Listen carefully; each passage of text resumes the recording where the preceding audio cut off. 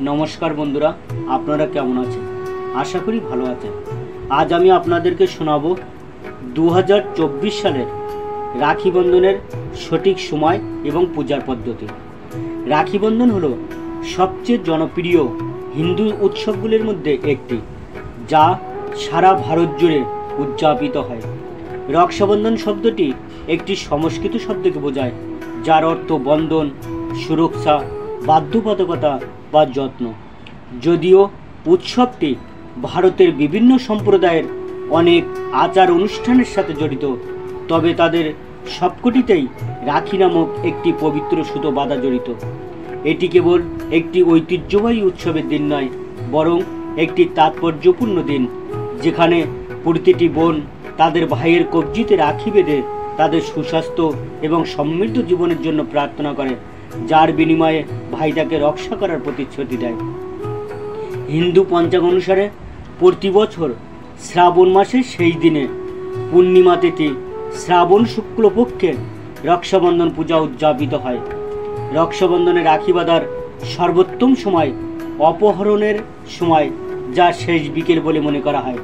যাই হোক, হিন্দু শাস্ত্র অনুসারে ভাদ্রকালের সময় রক্ষাবন্ধনে অনুষ্ঠান করা উচিত নয়।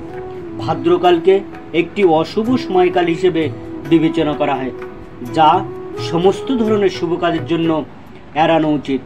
ব্রতরাজ সহ বেশিরভাগ হিন্দু ধর্মীয় গ্রন্থে রক্ষাবন্ধন উৎসবে রাখি বাঁধার জন্য ভাদ্রকালের সময় এড়ানোর পরামর্শ দেওয়া হয়েছে।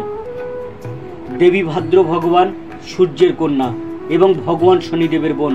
এটা বিশ্বাস করা হয় যে তিনি যখন জন্মগ্রহণ করেছিলেন তখন তিনি পৃথিবীকে গ্রাস করতে চলেছেন। এটি সম্পূর্ণ ধ্বংসের দিকে নিয়ে যেতে পারে। ভাদ্রযজ্ঞ, হবন ইত্যাদির মতো পবিত্র অনুষ্ঠানের সময় বাধা এবং সমস্যার সৃষ্টি করেন। এ কারণেই ভাদ্রকালকে কখনই কোনো অনুষ্ঠান বা উৎসব উদযাপনের জন্য শুভ সময় হিসেবে বিবেচনা করা হয় না। পঞ্চাঙ্গ অনুসারে এই বছর শ্রাবণ পূর্ণিমা রক্ষাবন্ধনের শুভ মুহূর্তটি হলো দুপুর 1:30 থেকে রাত 9:07 পর্যন্ত।